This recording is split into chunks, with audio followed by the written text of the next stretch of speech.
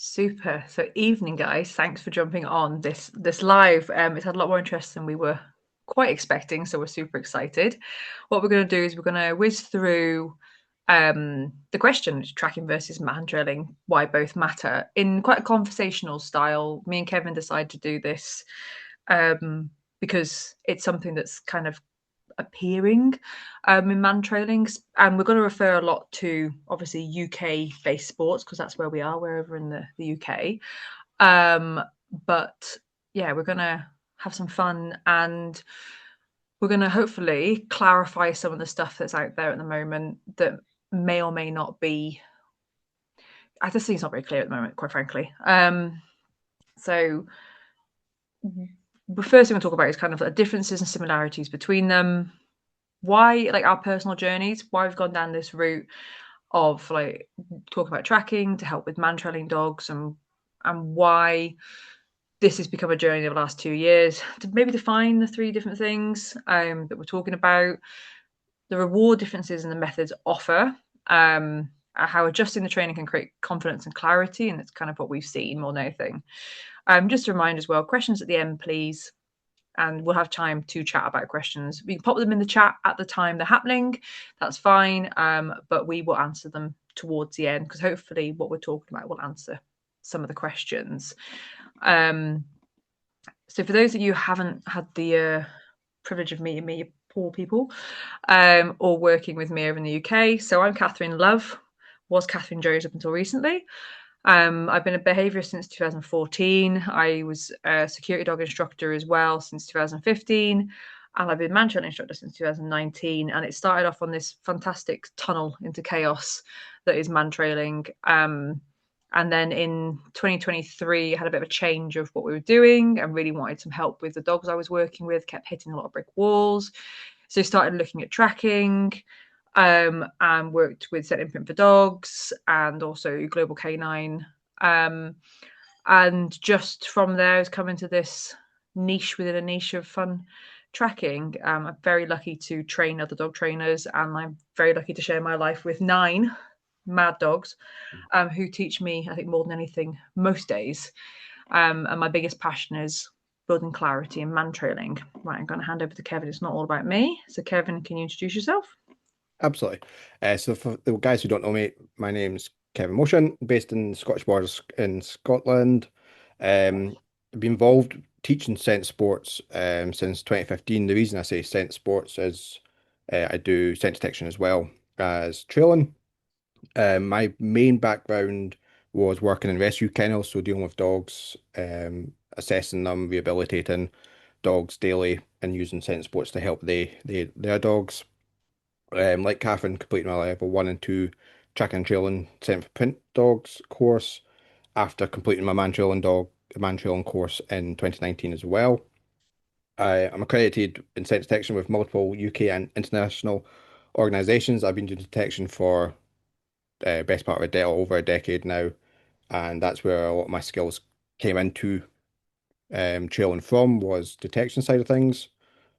I've been like I said, training for over a decade now. I have won an award as well up in Scotland, which is quite nice to talk about. But I'm quite a practical person. I like to see dogs work. I watch dogs a lot, so most of my adult life was reading dogs. Prior to man trailing, I used to do sports tracking as well. So prior to 2015, I was doing sports tracking with my own dogs, then progressed into more detection, like I said, and then Mantrailing took over. And now seems to be coming back in a wee bit of a round circle here, back towards tracking. But yeah, there's a little bit about myself. I don't say too much, but I say what matters basically. So, why are we talking about this, and why is there 100 people listening to us talk about this? Because it seems the daft thing that it's all there seems to be this thing of, oh, it's tracking or it's man trailing. You can't mix the two, and I think that was very much what me and Kevin both did, the same man training course in the same year. We weren't on the same courses, but it it was very much like, oh, you don't want to do tracking, it's not going to make a difference, or it's not as fun, don't worry about it. And I definitely spouted that crap of tracking's boring, it's not for you, you want to come man trailing, with a lot of ignorance. In the past 2 years, so we did our instructor course January 2 years ago, Um, Things have shifted a lot in the UK, and I obviously going to talk about the UK. I've been lucky enough to we both work with international teams as well, but there's definitely been a shift from just man trailing into thinking a little bit more about stuff. Um, and it isn't necessarily adding tracking in as a solution, but it's using it as a tool in the toolbox. Because at the end of the day, whether you're a handler or a trainer or instructor or whatever title you want to give yourself, you are looking to help your dog succeed in the way they work. Yeah, Kevin, jump in. yeah. Um, I'm quite happy for Kathryn to do all the chatting, so it's you'll hear me getting prompted. So yeah, with that, just going on again about toolbox, a lot of people think you should do Mantrailing or Mantrailing or tracking. Whereas what are they both of the sports are they're trailing sports at the end of the day. We're teaching dogs to use their nose to follow order, and they just help. Doing it, there's not one way which is better, like we're saying. It's just creating clarity for the dogs. So like the slide in front of you says, we aim to provide clarity in conversation about adding tracking into your training skills. Um, for for us, like Catherine was saying, we've been man trailing for over 6 years now, and we've hit this point where something wasn't quite working, and we needed to find some answers from other places.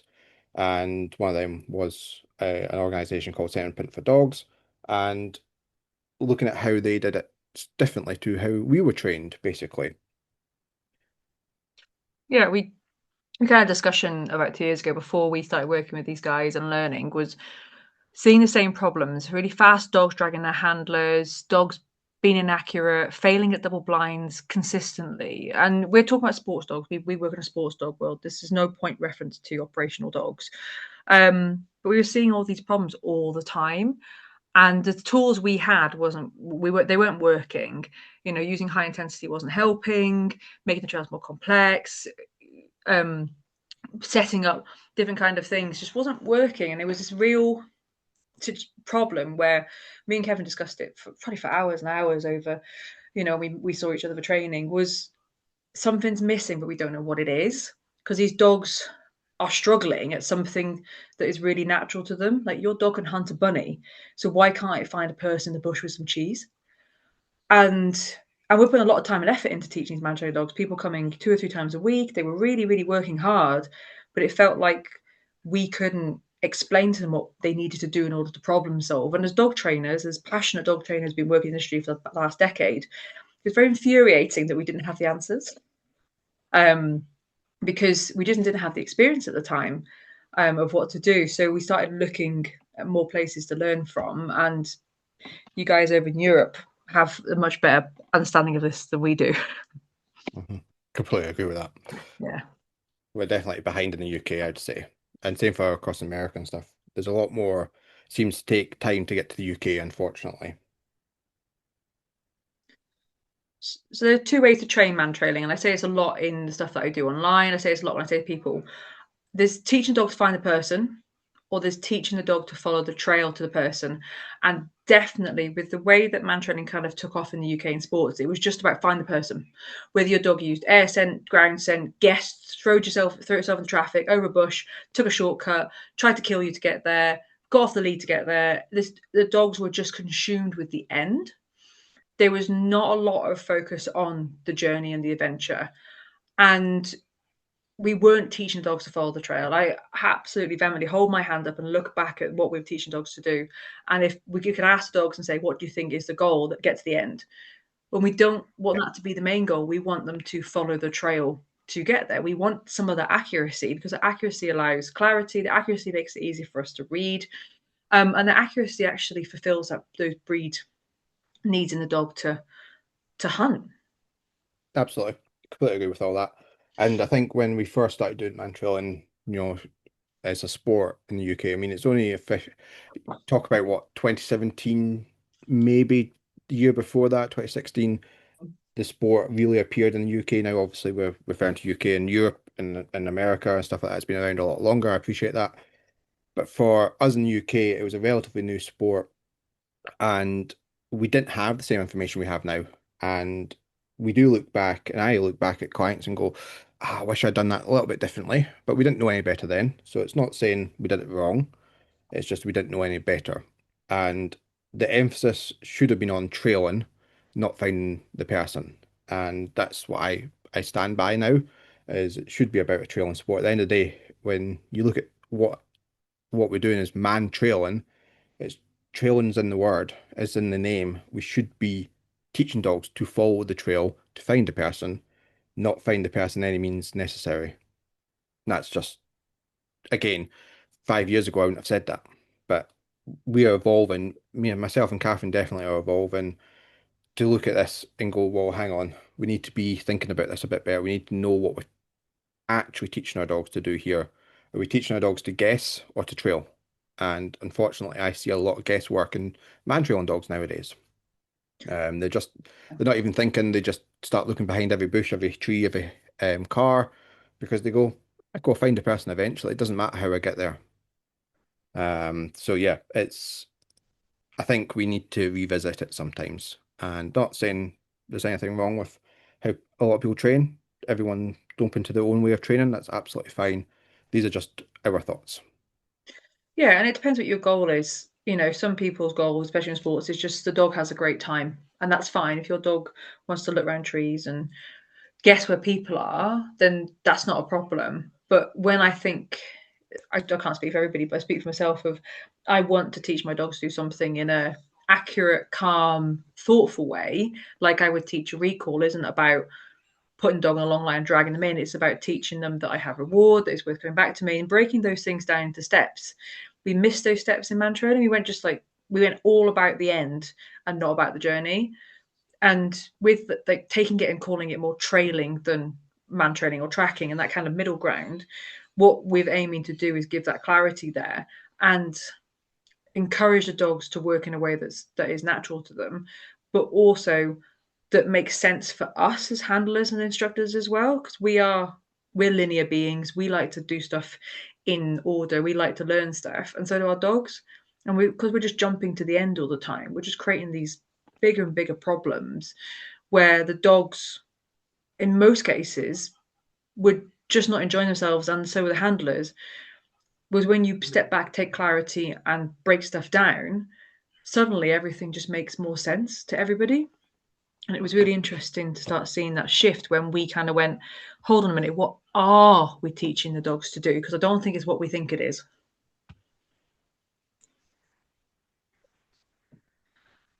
Um, so our journey here. So we didn't just go, oh my God, we're going to do tracking and now we know everything and we're going to go out and teach it. We did a certificate, we did a course over 5 days. We looked at each other and went, oh my God, this flips our head on its shoulders and we need to think about what we're doing. And then we went set about training our own dogs. We both at the time had quite young dogs. I've got a Springer Spaniel for my own insanity. Kevin was smart and got a German Shepherd puppy, who's superb, and she's like the epitome of perfection. But it was about finding solutions to issues and helping our clients. But we started with our own dogs first. Yeah, so as Catherine was saying, we did the 5 day course. Afterwards, we went, okay, cool. We've got this information, we've got that bit of paper to say we can officially go out into the world and teach if we wanted. But we went, nope, we need to spend time processing this information and ultimately making mistakes with our own dogs before we make mistakes with clients' dogs. And there was mistakes made. Of course, there's mistakes. There's always mistakes made when you're training. But it's what you do after your mistakes which matters, where both me and Catherine can both say our dogs are really accurate trailing dogs, especially for a spaniel. With Catherine, like Jin, her spaniel is probably one of the most accurate spaniels I've ever seen. And that's because she's gone away and spent a lot of time going through the methods, working hard, and just putting the work in with that dog. Because she was mental. Like honestly, like I don't say it easily. She was mental. That dog. It You was, should have seen her. You should honestly, you guys, you should have seen her on that workshop. it was very cold January. I think we did mostly wading through water than tracking, didn't we? Yeah, the Um, first day was like swimming. yeah, we took time to learn about our dogs and then take this information and look at our clients. Now we share we're really lucky, even though I live in North Wales and Kevin lives up in Scotland, and we're about 5 hours difference drive. We share quite a few clients, and we had clients that had the same problems. It was a very fast Labrador that we both worked with. There was a couple other dogs that we were both working with that we were going, this is really going to help them. We need a plan. And we started working with the owners and building stuff. But one of then these were clients that we both hit brick walls with, didn't know what to do with, and were struggling and didn't have the solutions. And it was so interesting. We started the tracking to take that knowledge, do it with our own dogs, and then turn to these clients and say, hey, you're not going to be guinea pigs, but can we put, if you're willing to trust us and put this work in, I think we can get your dogs to walk down the trail. I think we can get your dogs to be accurate again. And it's taken time, but these dogs are completely different animals. They use their brains, they're not dragging around, they're not trying to kill their owners. They're actually using their brain cells, and there's less of this head in the air, oh my god, where's my trail, where's my cheese dragon. These dogs find so much value in the ground scent. They're actually bypassing the trail layers, which is just hilarious. Because they're like, oh my God, you're there, are you? Okay, super. But I was busy following the ground scent. So you're actually really annoying now because you mean the end. Or they don't care that there's nobody at the end. They're not interested in the end of the track. They're interested in following that odor. And one of the best phrases I've ever been told is by Ilka Hamilla from Global Canine. The dogs follow the heart of the track. And when we do Mantrailing, we're not looking at the heart of anything. What we're looking at is get to the end. Just just get to that jackpot, which isn't a sensible way to live. No, definitely. And some of the dogs, like Kathryn was referring to, one dog in particular, which I will name. The dog's name's Amber. Um, she was very much a wild dog. When she was trailing, the handler went through a pair of gloves almost every trailing session. Oh my God. Whereas now she is, and we would have deemed her unsafe effectively to trail in like a busy urban environment, so in towns, just simply because if the dog was going, the dog was going. There was no stopping her. Double lining wouldn't work, or any of this sort of stuff wouldn't slow that dog down. It would just built more drive I and double or lined more. her once by mistake, and she dragged me and her owner. Bear in mind, I'm about 75 kilos, probably owner's made same as me, a bit less. This is maybe a 25, 30 kilo Labrador. She dragged us down the street on a double line. Yeah, And it would have been safe. it was not safe. Absolutely not. No, and it's one of the dogs we do talk a lot about because the progression we've seen from that dog's from both the owner putting our trust in us, and now that dog effectively will walk a trail, like Catherine said. And I remember the first time I met her, I went, "Oh wow, okay, what are we going to do with this?" And it took us a while to figure this dog out, and using some sensible knowledge that we now built up over the last couple of years, we've gone, this dog is now walking. The owner's loving man trailing or trailing now because she's not going through a pair of gloves every week. She's not being dragged around. She actually can read her dog now. She's enjoying everything to do with it now. She's able to trail in busy towns, busy city centres, because she can handle her dog now. Because the dog's built so much value in the trail itself rather than I need to get to the end. Doesn't matter how I get there. And it really didn't matter to that dog how it got there. Um, Now it's about following the trail to find either article or person, whatever it is, the dog's happy, as long as I can then follow the trail. The trail is more valuable to that dog, which is really cool to see. Yeah. It's just been really cool journey to use these tracking skills. I really wish I had opportunity. So there's spaniel in this photo. That isn't Gin.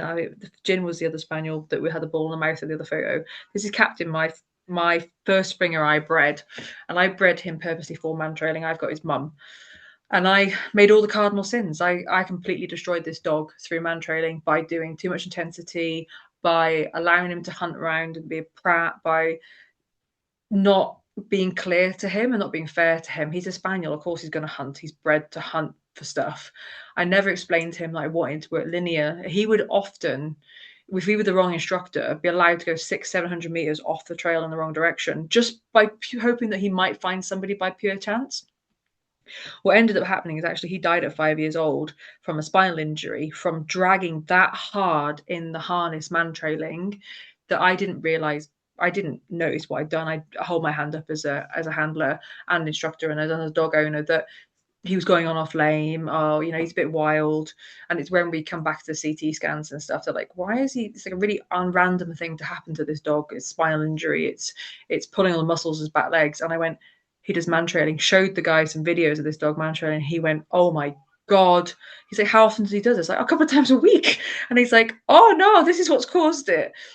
And ultimately, by not giving this dog clarity, by allowing him to hurt himself almost every session, and people telling me that this was okay, it was normal, like to work at this speed, I ultimately caused his early death. And that hangs on me, and it hangs on me when I work with clients. It's not a sob story, it's not the end of the world. We all make mistakes, and sometimes it's the detriment of people, sometimes it's the detriment of dogs. But looking back now and going, what was I doing? I'm a dog trainer and I knew this was wrong on some level, but I didn't address it because it was what everybody else was doing. And I've stood up when I was doing security dog training and said stuff and gone, no, this doesn't work. And I've stood in other bits, but with Mantrailing, because it was such a dopamine high and it was exciting, it was fast paced, and he was like ramming around like a headless chicken. Like this dog, there's a video which I often show on stuff where this dog jumps off the edge of a castle trying to get to where he thinks the trail layer is, and does a 16-foot abseil down the edge of the castle on a long line, thank God, because he has no self-preservation because of Mantrailing. And Kevin was there that day, and all you can hear is like the only time I hear Kevin swear. um, is this That dog that was terrifying? terrifying. Yeah, that's the nicest way to describe it. It was not a nice experience, put it that way. And that Yeah, was exactly what Catherine described. He was just, oh, it might be this way. yeah, and he ultimately hurt himself multiple times trying to get to the end of the trail without thinking. Now, when you look at any other dog sport like gun dog training, yeah, he was a gun dog, and gun dogs are bred to hunt forwards and do things, but they're also bred to be calm and be still and to wait and do things in a certain way. I don't want you to hunt in the whole forest hoping you find a pheasant. I want you to work this area in this way, or I want you to pick up the bird in this way, or if you do agility, I want you to work in this way. And what we did with man training is we put our hands in the air, we went, yeah, find the person, and we've left the dogs to it. And ultimately, this has caused dogs to work in a way that works for them genetically, which is strong, fast, let's go, I want my reward. There's a 100% success rate in sportsman trailing. So I know if I work hard enough, I will find that reward. We don't do blank searches. We don't do pulling dogs off the trail for no reason. There's a high success rate. So the dogs are super motivated. Wouldn't you be if every time you knew you pressed the button on a gambling machine that you were going to get a payout, and it might be £1 or it might be £1,000, but you knew you get a payout? Of course, you're going to do it every time. And this dog ultimately put himself in early. I allowed him to go into an early grave because I didn't use my dog training brain. And I only lost him this year really suddenly because after 2 years of being on a crate rest. And I vowed that I'm not doing that again. And I got another spaniel to learn from. I got a higher drive spaniel that she's all field trial champion lines. And my premise was if I can get her to track in a straight line, I can get any dog to track in a straight line. And bugger me, she tracks a straight line. And she Oh tracks yeah. really well, Yeah, fast, yeah. but really well. Um, and you But know, still important to note here as well, important to clarify this. She still trails or tracks, however you want to say it, like a spaniel. yeah, We're not saying she's not allowed to be a spaniel about this. It's just we're going, there's a better way to do this rather than being manic about how you trail. And so she's still doing a lot of what we'll call floor negatives or quartering on the trail. Absolutely. It's just a lot more controlled from the dog, not from the handler, from the dog, compared to what you see a lot of spaniels doing when they're trailing, or that I usually see. yeah, definitely. And it's really interesting. So we've got definitions of kind of what we would define between the three different things. You've got sportsman trailing, which is follow the scent from an article, warm with a person. So these dogs are scent specific dogs. They're finding this person in the environment. What we often find is that dogs are finding anybody that looks like a trail layer in the environment. If they're Yeah, sat behind a bush, anyone on the bench becomes fair game. God forbid somebody absolutely. has a pot in their hands. Um, If you just look like a trail there, a lot of the dogs go, oh, especially if it's a longer trail or a more complex trail, the dogs start guessing again. They go, it might be you because that pays out, and that's again because dogs are just following. Um, they're guessing. On you go. Sorry. Mm. They do. They start to learn patterns, and the dogs in Mantrailing will use ground and air scent, and the rule only comes at the end of the trail. So we don't have anything built into sports Mantrailing over here that allows us to reward mid trail. You can say some people use reward markers or like just verbal good dog, but most of the dogs are not really interested in what we're doing at that point. They're hell bent on the end. The tracking that we But referred to. I'm just Sorry, going to what? add a wee note in there, which is also very dangerous to be verbally marking your dog on a trail if you do not know where it's going. Yeah, If you start doing this and then you're doing a single blind and you verbally mark your dog and it's incorrect, you're just reinforcing dogs to making the wrong choices, guys. Which you all, I assume most of you understand that. I just wanted to clarify that. yeah. Um, so when we talk about tracking pet sports, we're not talking about IPG. We're not talking about that kind of the working trials type sports. We're talking about following that kind of odor on the ground that is quite specific, Yep. um, and using something that the track player has touched. So whether that's an article on the ground, a scent pad, or like a fabric scent article, they're matching it to it. Um, we're tasking them to follow the trail of that person. Now, the handler can set these tracks out as well, which is one of the things that makes it easy for you to do homework and easy for you to um, practice different specific things. You can break it down the same as if you want a really fancy heel work or like an obedience style heel work, you can go home and you can practice the reps.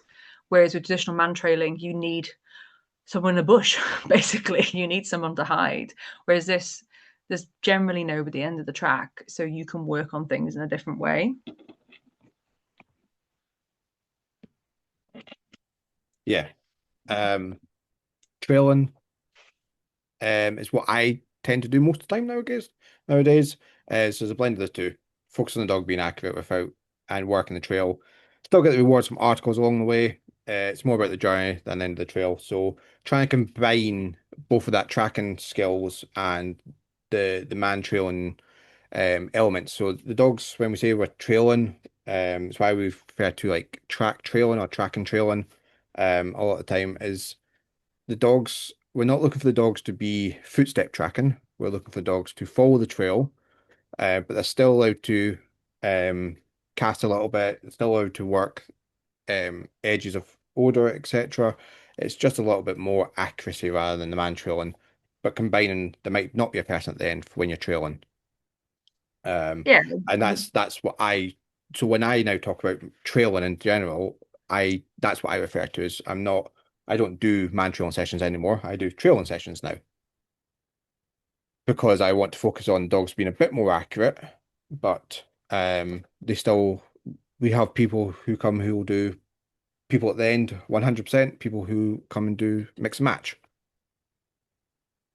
people tend to think a bit more. Well, we think a bit more as instructors about the dogs, what the dog needs in the terms of their training. We can use articles to help reward dogs more often. So the articles allow us to have more opportunities to give the dogs dopamine to reward. We can use food reward, we can use toy reward. What we're looking to do is break the tasks down for the dog, and trailing allows us to not just focus on getting to the end, but focus on the journey there, using articles or using the way the trail's set up in order to be able to reward the dogs for certain things. Um, and it's we're blending the two to get to the same end point, which is the dog is accurate and finds the person or the last point that person finished, which is usually an article.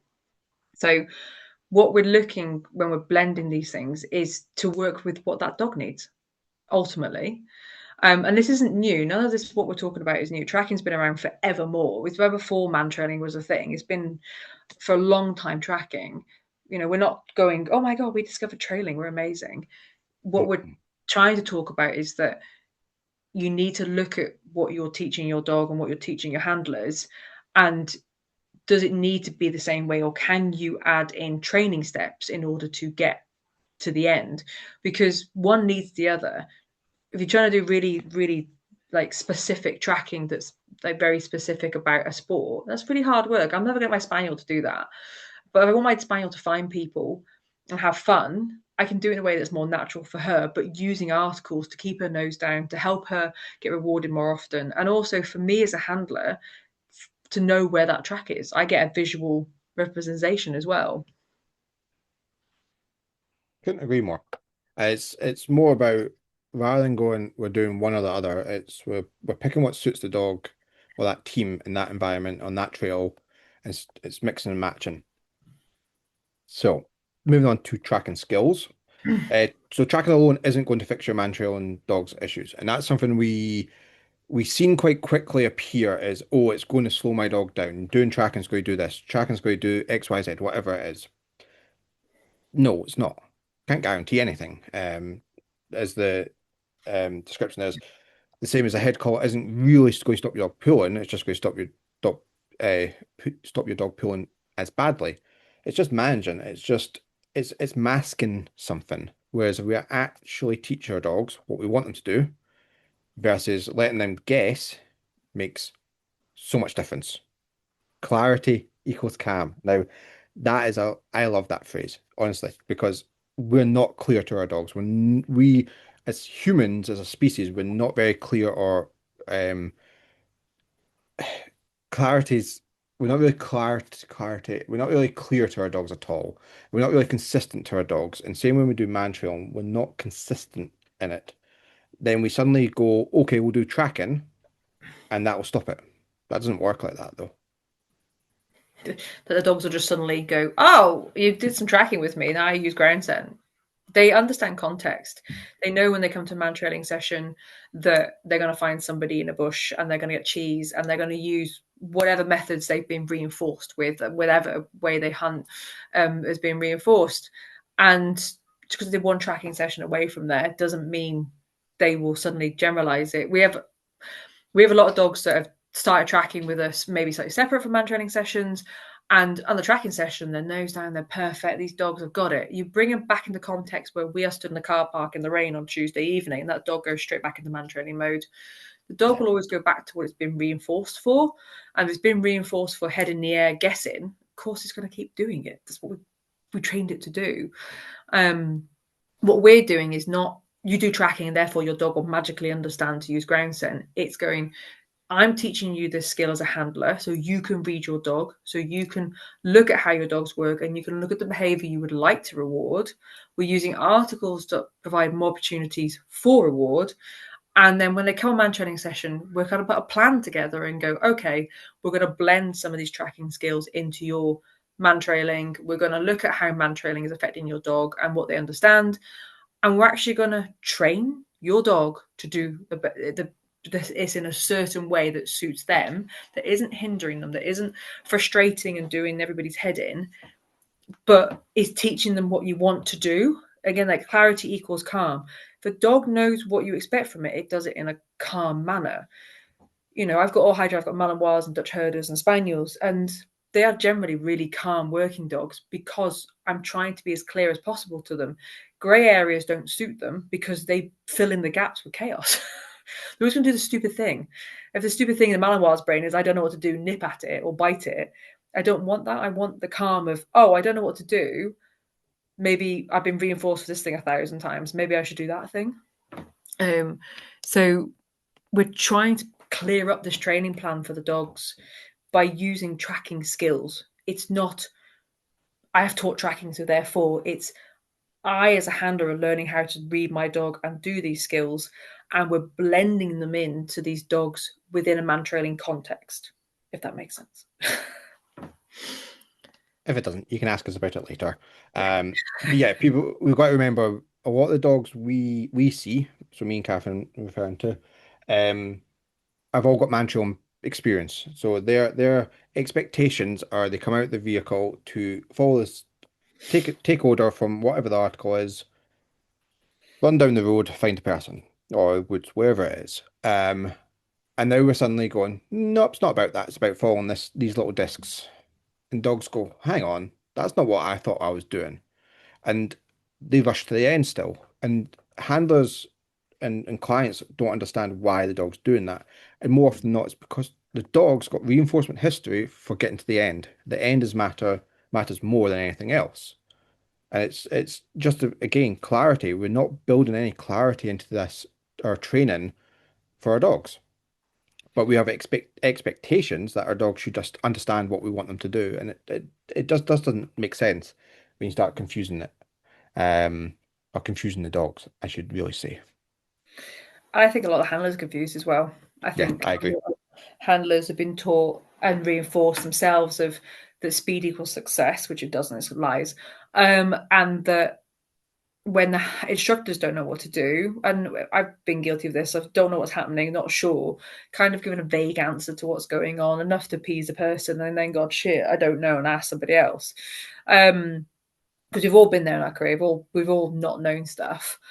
Um, so the handlers are getting appeased rather than going, well, that was crap. We need to look Yeah, at our plan. And the reason we can't look at the plan and we couldn't look at the plan 4 or 5 years ago is there was nowhere to ask for a plan. There wasn't any clarity. There was no one I could turn to go, hey, this is going wrong. What's the plan? Other than apply maybe more intensity or put the dog more complex trails, make it work harder, it'll slow down. All yeah, it did is they just made them smarter. Like yeah. velociraptors, we just made them smarter.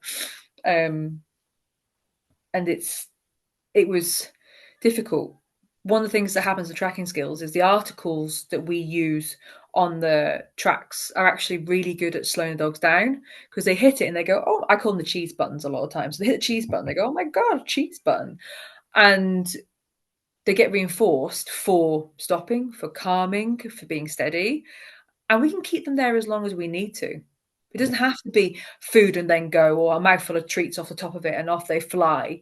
It's like, hey, let's stop on the article. Let's have calm. Maybe need a drink. Maybe we all need a breather. And we're not going to go until that dog's calm. We're not going to reinforce the chaos. We're going to stop. The dog knows that there's trail afterwards. They can smell it. And generally, as a rule, when we hit an article, law of averages says there's another article somewhere. So they keep working forwards. They're following the odor to get to that jackpot point. But the articles mean we can stop, we can save. If something goes wrong on the trail, I did it recently with a reactive dog. The dog was tracking on beautifully. It was an urban, it's late at night. It's going along, hit an article. And as we went to set off, the dog appeared out of the street. Now it's 10 o'clock at night. This dog's not going to be a friendly dog. The handler of that dog looked at us.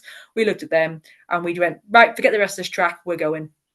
I didn't need to get to the end of that track because I could reinforce that dog on the article.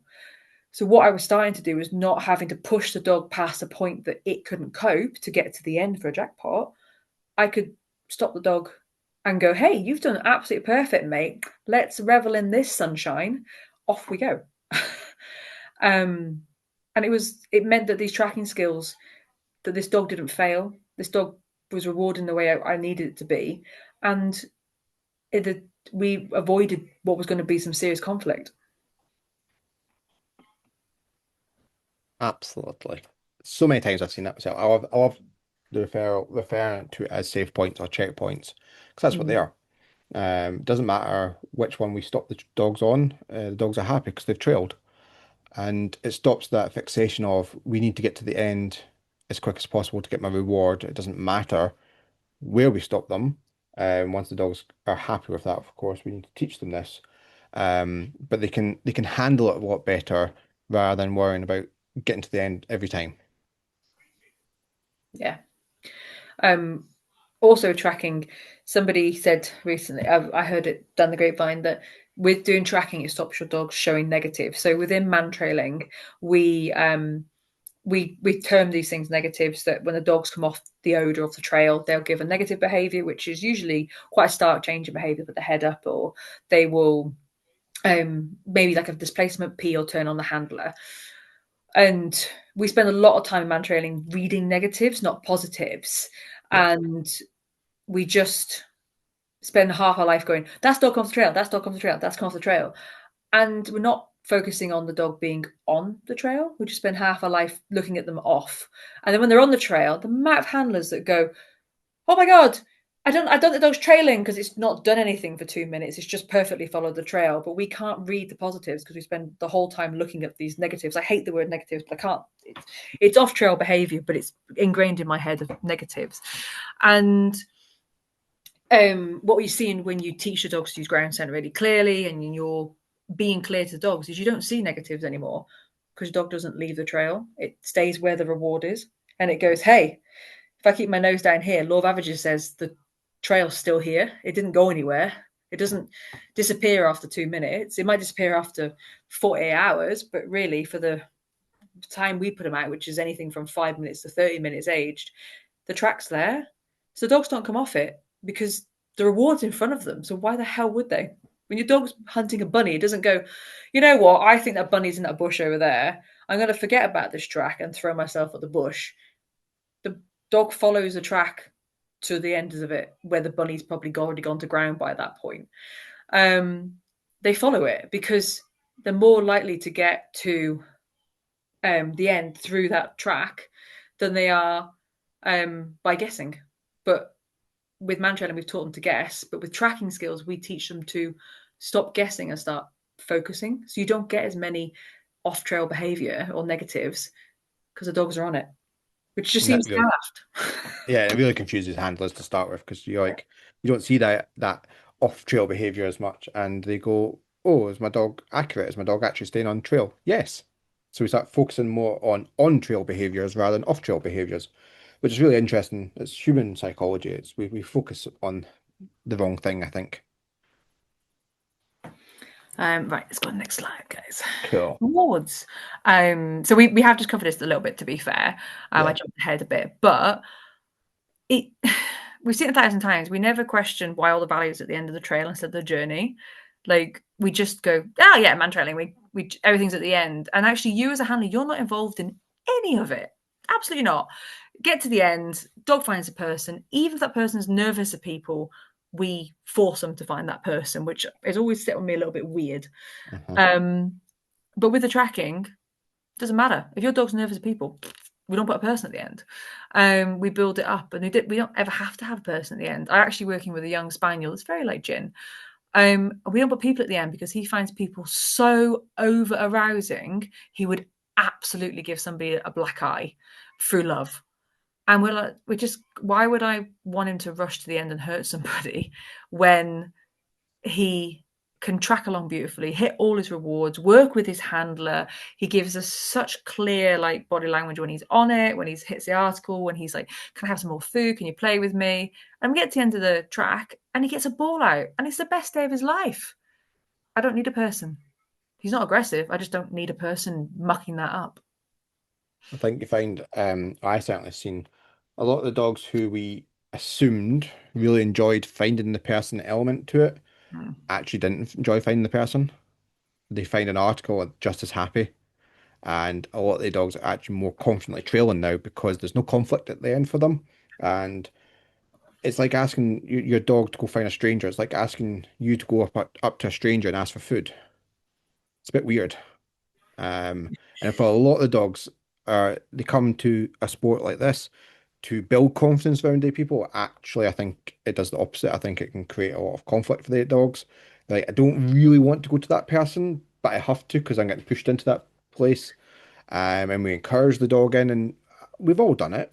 We encourage the dog in, and then the dog's like, "Oh, thank God, I've had my food. I'm out of here." Whereas with trailing or tracking, we don't need that conflict.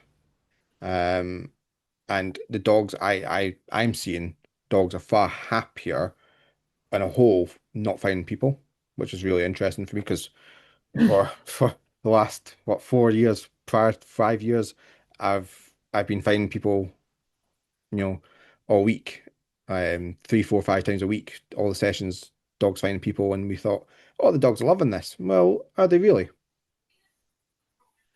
Yeah, when you take the human element out of it, which a lot of times the trail layers are actually problems. They don't do as they're told, No. or they no, they like to add their own. Be like, oh, I thought it'd be a good idea. Yeah, I know. And I'm not picking on people specifically. There are just some people that want to help, but equally, you're not helping.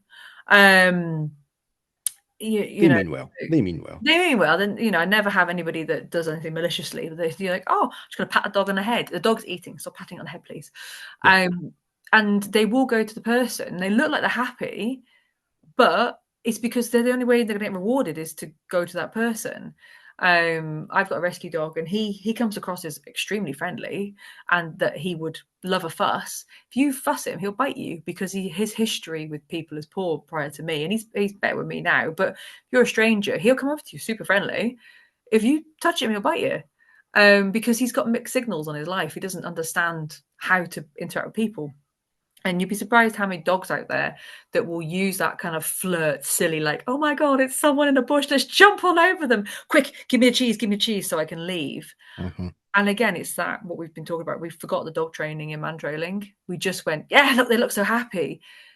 The amount, if you looked at a lot of videos and slowed it down and looked at that whale eye, that lip licking, that stiff body language, these dogs are coping with what we've asked them to do. They're not They're enjoying appeasing it. us. Oh yeah, absolutely. They're That's all they're appeasing. doing. Um, Not all, I know, I'll state that just now. Not all dogs. Some of the dogs absolutely love, or what we'll class as love, finding people, absolutely, or they enjoy, they get reward for finding people, absolutely. But I think it's less than we think. and the ones that enjoy people, like there's a, I think I don't know if Cat's on this one. There's a lovely spaniel called Foggy that comes trailing, and he loves people. He loves anybody. So when we do any urban trailing, he doesn't give a shit if you're the trail layer or not. He's going to jump all over people in the street. He's going to try and guess anybody. And because he he's super cute and super sweet, what happens is people talk to him, and he does this like howly talk, and he goes whoa whoa whoa whoa whoa. He'll forget about the trail layer immediately if someone speaks to him, because people, any person, is so valuable. Since we started tracking with him to work on, we used it as part of the. He's a really good man trailer, but he's not learning how to find specific people. He's just finding people. He stopped like basically jumping at anybody and hoping for the best. And it made a huge difference in what he was doing, because we realized that he wasn't being scent specific, he was being people. Oh, but um the dogs aren't saying, a lot of the dogs aren't saying specific in man trailing, no. in my opinion. They're guessing. And I think someone's actually just popped in the chat about that, is the dogs are coming along and they'll try it on with anyone. They'll go, are you Mhm. going to feed me? Are you going to feed me? Because history tells them it's worth trying it. So it's interesting when we start talking about things like, is are the dogs actually trailing who we think they're trailing, or are they going the whole way and guessing? I think I talked about an analogy actually. Let me just. Blue deer. Oh yeah, yeah, that's the one. Let me just. Mm. I was trying to be all fancy. So yeah, um, like when we look at scent match, so trailing is just scent match. It's just done over a distance. When we break it down that way, we're asking the dog to sniff um an article which has whatever scent we want them to follow. They are meant to follow that to find, or follow that trail to find whatever we expect them to do. Um, that's all part of that presentation sequence that we're using. That's what we're tapping into, is the presentation sequence.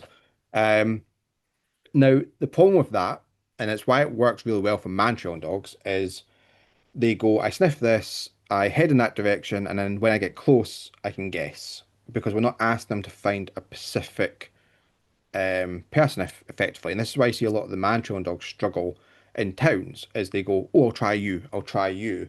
Because yes, they know they're to find, let's just say, person A, but person B, Y, Z as well, are they now worth trying it? Because reinforcement has tells them that. But what I was meant to be saying is, they're not looking for that blue deer when we're talking about the predation sequence. So dogs obviously evolved to hunt food for their own food, and that's what we're using for man trailing or trailing, tracking, sports, and detection as well. It's all part of the predation sequence. Um, we haven't trained our dogs to actually find the red deer amongst the blue deer. We've taught the dog to find deer, or the dogs know how to find deer, but we've not taught the dog to find that particular odor amongst other odors, if that makes sense. And with man trailing, you see that a lot, and that's why I've kind of done this backwards, where you see the dogs trailing through a busier town. The dogs who are understanding scent match understand it's not you, it's not you, it's not you, it's not you, it's you. With dogs who don't, literally will just go, oh, it might be you, it might be you. Now I posted a video of Raven tracking through town this on my Facebook page and Instagram page today, and you can see her. There's people in that video. She doesn't look at them because she knows I sniff this, I follow this odor specifically. I don't care about people. I don't follow that random person. I don't try that random person because she doesn't get rewarded from that. So she's been taught to find the red deer amongst the blue deer, if that makes sense. It makes sense in my head. It makes sense. It does make sense. So we're not actually teaching to be scent specific. We think we are, but most of these man training dogs are just following any fresh exit trail.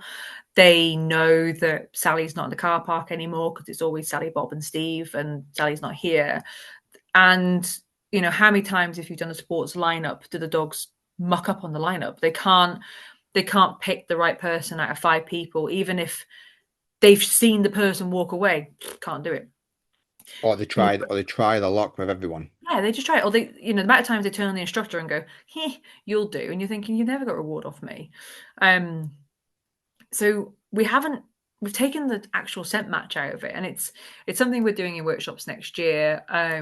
It's one that I'm doing the 6-month course with Dee at Canine Own Skills, that's based off Global Canine Instructor course. Kevin's doing another course as well, 6 months course, where we are teaching the dogs not just to track, not just to man trail, but to accurately scent match human odor. It's all right teaching your dog to find Kong, because Kong, by the way it is, and the reason we use it is because this should be the same odor every time.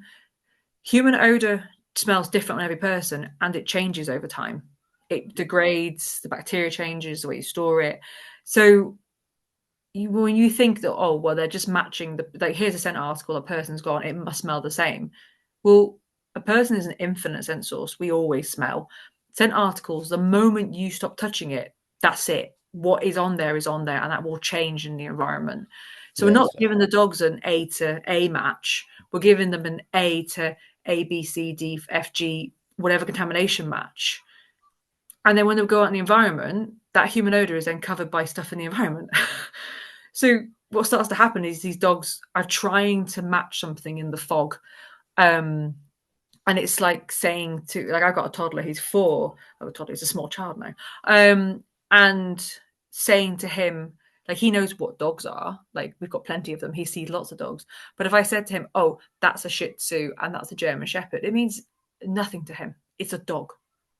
He doesn't understand that difference. If I said to him, go and pick a Shih Tzu out of the crowd, he wouldn't, because he doesn't understand that. I'd have to teach him to understand that difference.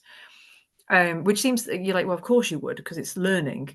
But we don't do it in man trailing. We just go, hey, find the person. Good luck. And we don't teach them to go, well, this is A person, and A person is here, and you must match to them. And B person, this is how B person is. And every session we change the person. We change up who's going to reward them, who's not going to reward them. So of course they go to people that rewarded them before, because if A's rewarded them 10 times and B's only rewarded them once, why the hell would you go to B? So when you look at what man trailing is to most of these dogs and actually take it apart a little bit, God, we've made it really hard. We've made it really hard for them. How the hell they trail sometimes is just kudos to like how good dogs are at sniffing and doing stuff, because we're crap at it. Yep. Next slide. I'm on it. We did talk about this a little bit on off-trail behavior. Yeah. But basically, tracking just makes it way clearer. Like, once you start adding tracking into it, even just a little bit, it makes it way clearer. And what I've also found with it is the dogs aren't just clearer, the handlers suddenly stop going, I don't know where the trail is. The dog on the trail, and I don't know. Can you? And they look at the instructor and they ultimately miss the dog's behavior because they're busy looking at me going, I don't know if they're on the trail anymore. Articles on the track help us know where it is. We get a visual reward just as much as the dogs. And we get time to stop and think and not be rushing around going, I think this dog's trailing, I don't know, and having this heart palpitation all the time that the dog may or may not be on the trail, and we're having an out-of-body experience at speed. Yeah, we want to be the dogs on the trail, not focus on where the dog has gone off the trail. Absolutely. Um, when you think about it, and like we're talking about articles on the trail, we can have an article at the start and end. So just like we have a person at the end, but we replace it with an article. So there's no, it's not always a case of there's going to be articles on the trail. But you think for the dog's point of view, it's easier in a sense that they've not got this huge plume of odor constantly giving off odor in multiple directions, depending on the wind, depending on the heat, etc. Depends where they're standing. If they're standing against near a road, is it getting pulled down by the traffic? The article's effectively a dying odor, isn't it? It's only going to hold odor for so long, and it helps the dogs, in my opinion, stay on trail better because there's less odor on the trail. So they can't just go, oh yeah, you're down at the end of the road, that's fine, I'll get to you when I'm ready. They focus more on the trail. It's why they find it more tiring as well. Yeah, they do find it more tiring because they're focusing for long periods of time, which is really good for the dogs, to be fair. It is. Um, just gonna say it with me, guys. Speed does not equal success. Please, for the love of God, if someone's going, "Oh my God, that was so good, your dog did it so quickly," there's a problem. There's a Yeah. really big problem because it's just chaos. And there's a picture of a spaniel because it's always the bloody spaniels. They would like to run. If you're running on the trails, if you're rushing and you're feeling like you're having a out body experience, it's no one's having fun. The dogs aren't having fun. They're just running around. They're not learning. And with the tracking, it highlighted this. We just Yeah. saw the dogs calm. They were better. They're more accurate. They weren't like sitting back in the car having an absolute fit. Everything just steadied, and it was so Yeah. different. I think a lot of it comes down to we think about speed or we see the speed and we assume it's drive, and actually it's not. It's just a dog running. I think a lot of people see that speed, especially like when you look at a spaniel or like the Labrador we talked about earlier, Amber. When you first see it, you go, "Oh, that dog's got a lot of drive." That dog doesn't know what it's doing. It's just running around, and we interpret that as drive. So we think, "Oh, the quicker they are, the more drive they've got." Well, actually, when you look at like I'll just refer to my dog 'cause it's easier. My working line German Shepherd, she's not quick. She's methodical. Well, yeah, she's a shepherd. Okay, I'll use Kathryn's dog, a spaniel, who isn't going to be methodical. She's not quick. Well, she is quick, but she's not pulling or being drivey in the wrong way. She's doing it under control now, and she's way slower than she used to be. But she would like to have speed as equal success in the spaniel's brain, but she's been taught that it doesn't equal success. I think that's really important for us to understand that speed isn't everything, and we miss so much when the dogs are going so quick, and that's again referring to Amber. That was one of like I remember her saying, "I can actually read my dog now," and you seen the owner's face go, "This is amazing! I can read my dog now because she's slowed down." Because that dog was always 100 miles an hour. And they moments, I can say for Catherine as well, because it was a joint workshop, that one. We stand there and go, that's what we do this for. That's why we're talking about it now as well. We want people to start thinking about things a little bit more than just going, ooh, this is the new topic. Let's just do it. So same, let's put this equation into people. Speed doesn't equal success. So we've done a course. It doesn't mean that you suddenly go off and start teaching it. We didn't.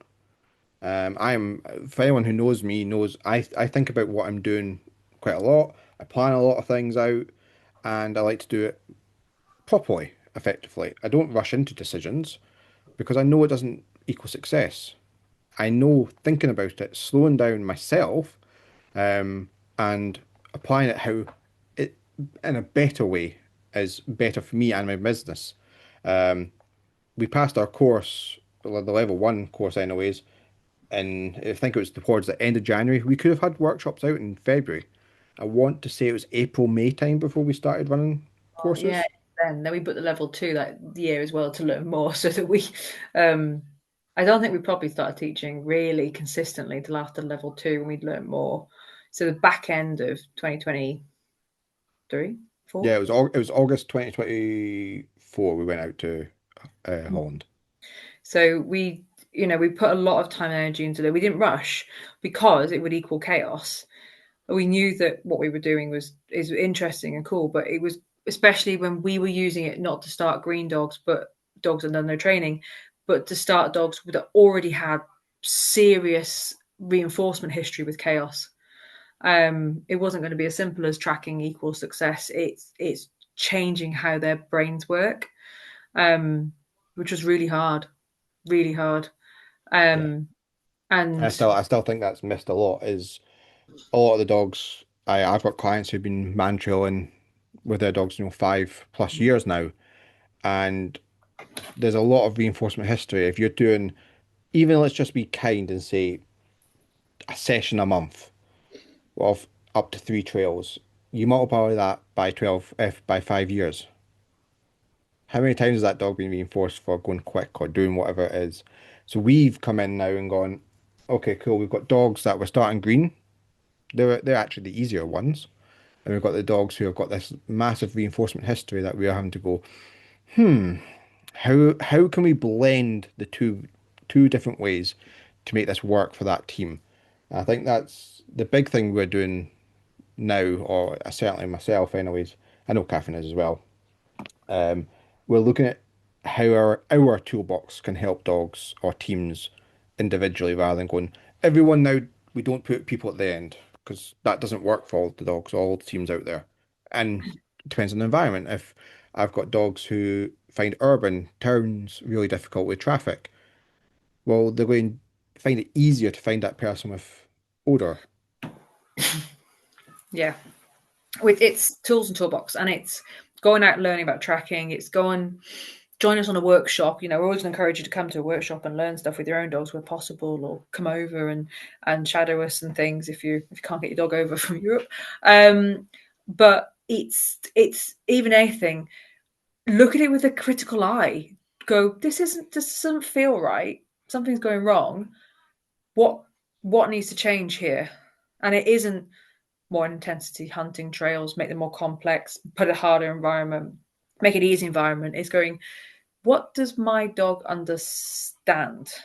Yeah, Um, what does my dog understand? And when you break it down, when you look at it, what it doesn't understand always following the trail. It's not always what we think it is.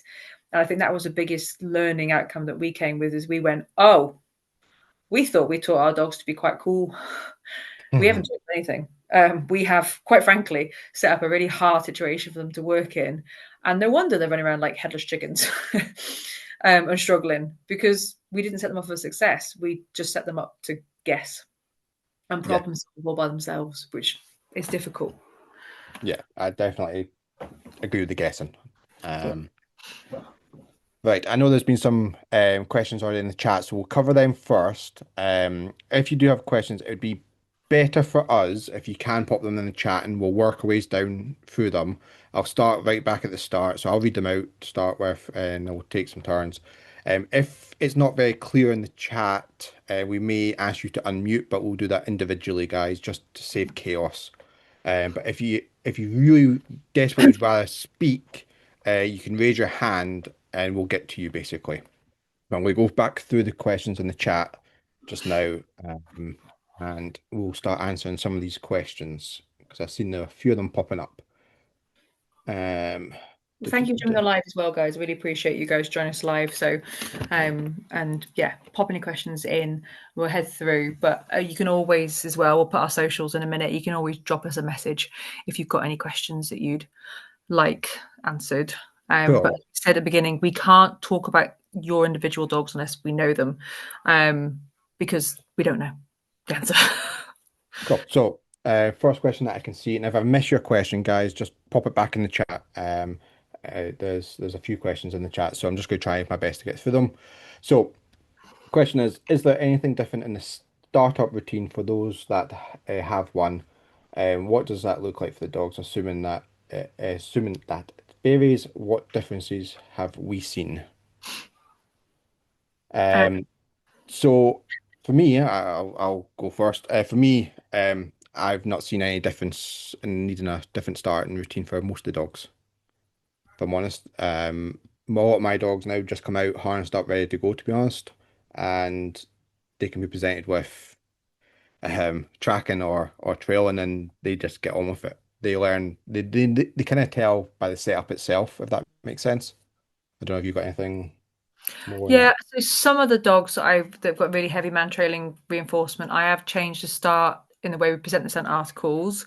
So we might use, instead of like a fabric buff that a lot of people use, or like a hat or something, we will use like a smaller article, like a metal article or like a rubber disc or something that is more linked to tracking, to say to the dogs, hey, we want to keep your nose down. It's lower odor intake. For some of the dogs, so Liz is on the human ID course that we're currently teaching with D, we use the scent in a jar, and we've created this consistent start with the jar. The reason it's just in a jar is to lock the odor in. It's nothing magical about the jar, but it's for these dogs that have a lot of man trailing. It's been really good to have a slightly different context in the start. There's some dogs that might have made zip all difference, but other dogs you can definitely see when you offer them a scent article that's just on the ground, that's like a hat, the dog just goes sniff and then throws his head in the air. Whereas when we use like a tracking article, like a metal disc, the dogs work a lot better.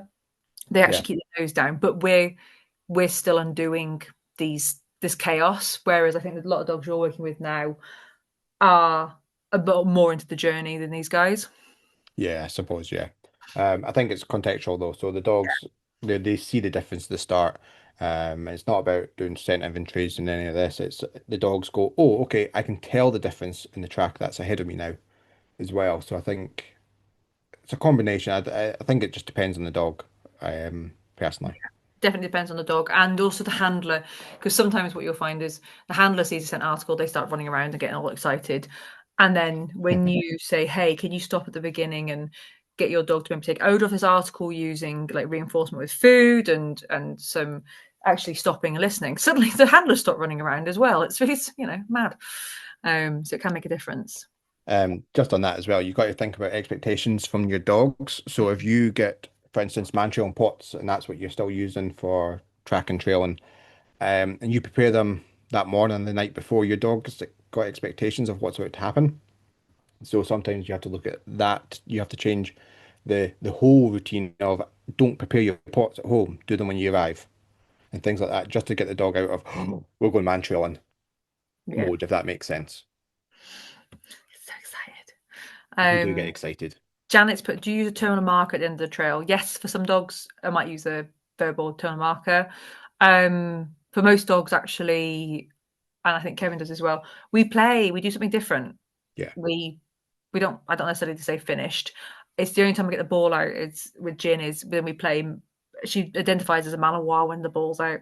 And we have a little bit of a batter at the end of it. I think you have a ball at the end of Raven as well. yeah, yeah. My other dog that I do tracking with, she doesn't want a toy. She gets scatter feed, so we just get this huge jackpot, and all the way back, I'm just throwing treats and getting her to do stuff. So we Yeah, have same. a clear stop. Yeah, same for my Kelpie. I just whenever I decide the end is, it might not always be the end of the trail. I jackpot it, but I have a jackpot cue. So a marker that signals to the dog that this is the end. Um, which is slightly different to a termination marker because Ra I'll not go into it, but Ravens has a yes marker for food, which is a termination marker. Stop what you're doing, Mm, except which is trailing. It's her decision if she wants to stop for the food or not. And for the ball, I have a different marker, so a toy specific marker. When she hears that, she stops. That's her. It is her choice to stop, but she wants her ball. That's the reward. So it has to be. If you're using a termination marker, it has to be valuable enough reward, either history with that with your dog, or enough for them wanting to stop. If that makes sense. Because I yeah, see a lot of people saying yes, and the dog goes and. So you need to make sure that whatever your word, if you're wanting to use a termination marker trailing, it needs to have value that, like if I say yip in a certain way, Raven, my shepherd, will stop.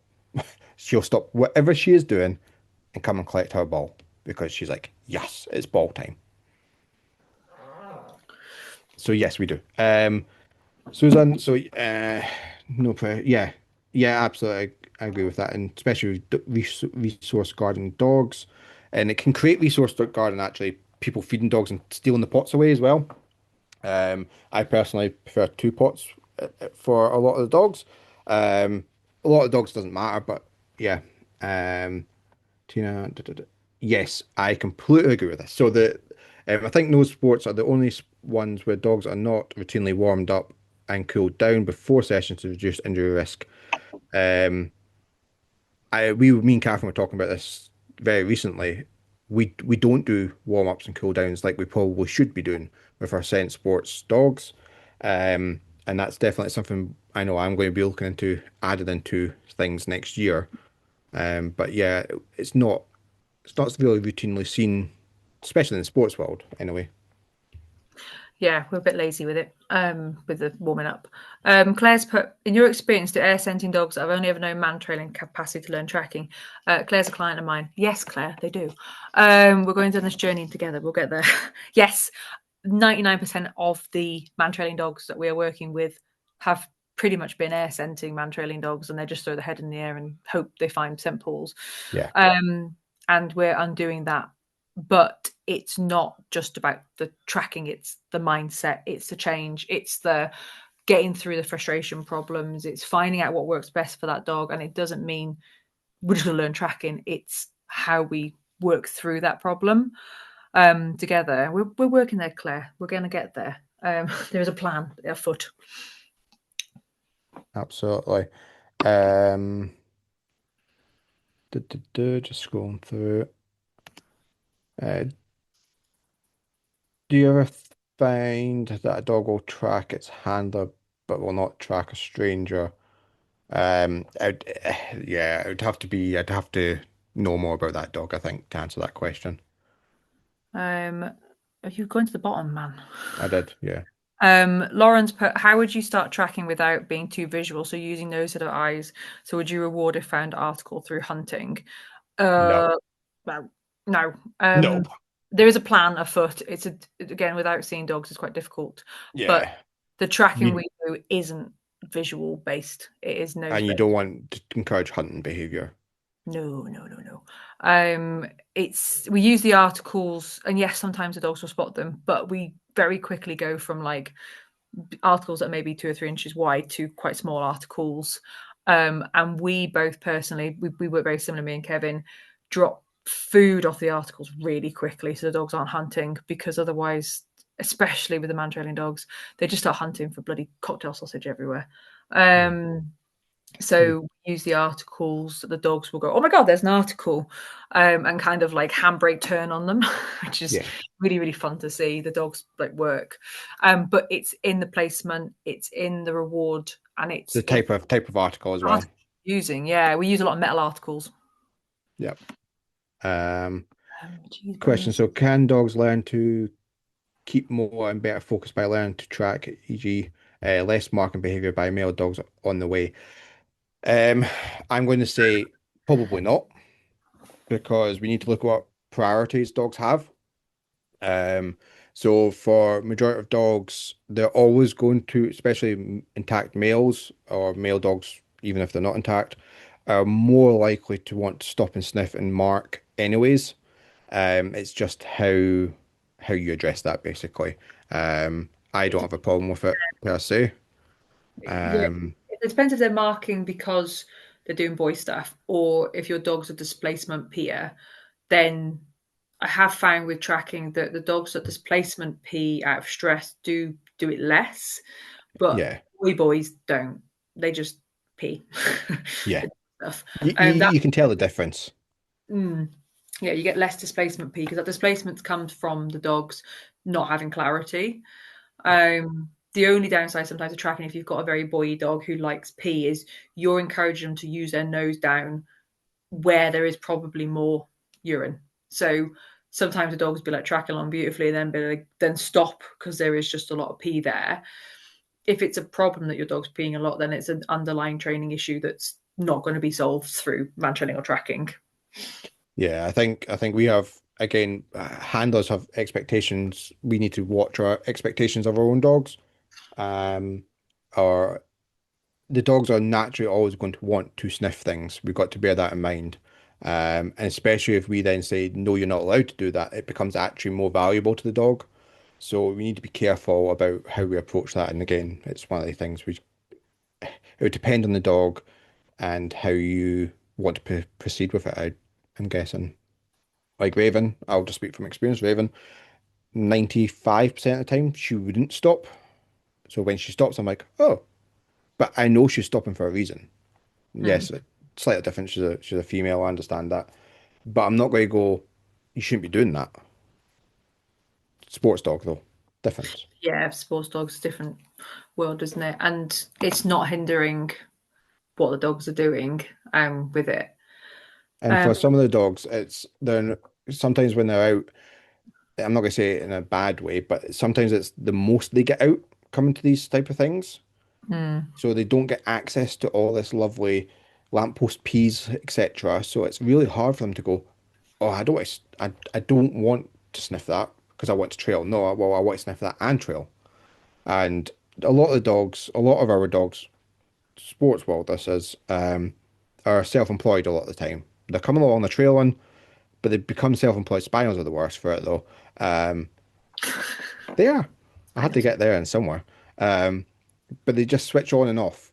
I'm working. Oh, what's that? Back on it, off again, on again. But it's not on and off behavior. It's just trailing behavior, but they get sidetracked a little bit. yeah. Um, Pop any more questions in the comments, please, guys. Please do.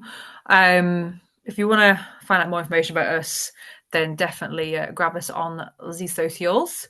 I'm going to pop some links in the chat now so you guys can kind of see it. But we do have a little Brucey bonus for you guys for sticking around. So both of us would say, if you want to learn, come train with us in person because it's the best way to learn. Hands down, is you Yeah. need to come and do it with your dogs. It's why we don't comment on dog too much stuff on this because we can't see it. But we both do some online things to help you get started because we're well aware that not everybody can disappear off to Scotland to do some Mantrailing. You all should though come to Scotland. You should go. It's brilliant in the borders. It's like the best place in the world. It's so nice up there, and it's never more than 15 minutes away from anything. Um, so I've got a Mantrailing membership. It's been running for about 2.5 years now, where every month I produce a webinar to do with Mantrailing and different skills. I've got loads of bonus content in there from industry experts, people talking about how odor is produced, how we're tracking dogs, Mantrailing dogs, all sorts of stuff. And if you want in on it, you can get the first month half price with the code tracking. It's just absolutely chock full of stuff. I'm going to get Kevin introduce his membership as well, or his course, and I'm going to find the chat because I lost it. Yeah. So I I've got an online course. Now I'm going to say it now, and I say it several times throughout the course. It shouldn't it shouldn't replace in-person training. It's really important that I get that across. In-person training is the best, but I appreciate not everyone can make sessions or workshops, etc. So I do have an online trailing foundation course, which is on my website, fully self-paced, so you can jump on. You have access for 6 months. Use the code webinar to save 25% off to the end of this month. So that's the end of December 2025. And it just gives you some foundations in how to set up some trails, basically. It is all based on grass. But yeah, it's a fun way to get started.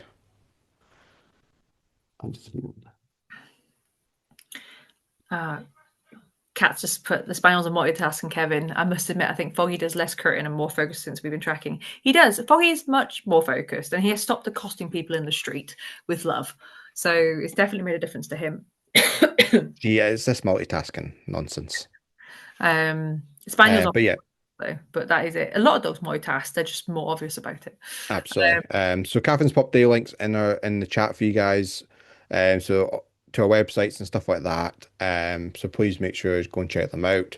Um, while it's there.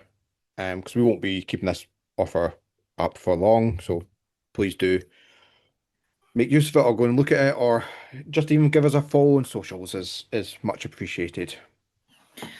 Yeah, we appreciate it, and come and stalkers, come meet us in person. We're running a lot of um and a lot of workshops next year. We're running a lot of stuff to, individually, and I've got one workshop together because I'm not traveling because I'm having a baby. But one of the best things to do is hit us up. It's all on our book window, which is in the links, and come and join us in a workshop because you're going to learn a lot from it, working your own dog, spectating where possible, and things like that. Like, there's a lot to learn about this. And if you're thinking like, oh, this is something I want to add, but I'm not sure, then like check us out. Not in a pushy way of kind of, oh my God, it's amazing, but in a, there's stuff to learn. So come and learn. If you don't like it, you don't like it. If you do like it, hopefully you'll come back. And if you can't get to work with one of us, which we'd love you to, then go and learn a little bit about tracking. But again, I just urge you to just look at what your dog is understanding and just think about it a little bit. Yeah, definitely. Think about it. I just want to add on a little thing there. Trish said in here about reactive dogs. Absolutely. I myself have had lots of reactive German Shepherds. So as Catherine, we've dealt with a lot of these high drive dogs, and we both agreed that putting them into human spaces is quite nerving sometimes, shall we say. And that's again one of the big benefits of doing sort of more trailing style. Because yeah, it's always been a bit of a grey area for us, shall we say. Yeah, it's always been conflicted. We just haven't. We didn't have the answers. Well, it's really hard to go across against the grain when you don't know what the answer is. I can't turn around and go, I'm not doing that because when everybody else is doing it. So, um, yeah, there's a lot of things to digest in the journey, and we're still going through the journey. And there's loads of people out there that are way more experienced than we are, but we're talking about it all the time from that man training point of view, as we're trying to fix all the problems we put in the dogs, and trying to make the dogs happier with the way they work. Quite frankly. Absolutely. Grand. Um, let's see. Just making sure there's nothing we're missing in the chat. Mm. And lots of thank yous, which is much appreciated, guys. With Chino's conflict with people. Yeah, absolutely. Chino, absolutely. Um, Scotland, yeah. Scotland's nicer than Wales. Hey, you'd admit it too. Yeah, Scotland's good. I will be trying to make a homage up next year. Um, but yeah, if you can, like, we'd love to have anybody on a session. Say the Bookwen links have got all our dates for next year, our tracking workshops, man training workshops is, but everything we do is focused on you as an individual. So if you come on a workshop, it's about you, no matter what the layout of the workshop is. Um, it's all tailored to the dog in front of us as much as possible, and like taking out things like conflict and helping you have more clarity with what you do. It's the same um, with both of us. Yeah. Just reading through the comments as well. Make sure we're not missing anything. I will. I don't travel too much nowadays either. But I will be in Northern Ireland next year, Trish, by the way, twice. Um, that's I think the workshop's already full, but I am in Northern Ireland twice next year. And I'm looking forward to seeing Dave. Dave's going to be cool in March. Dave is Dave the is man. on my 6 month course, which will be awesome. But yeah, cool. Any other questions for us before we jump off, guys? Thank you very much. We're going to get the recording up in the next couple of, well, the next day or two. So just bear with. We'll get it out there on the YouTubes. But Yep. thank you very much. Perfect. Thank you, guys.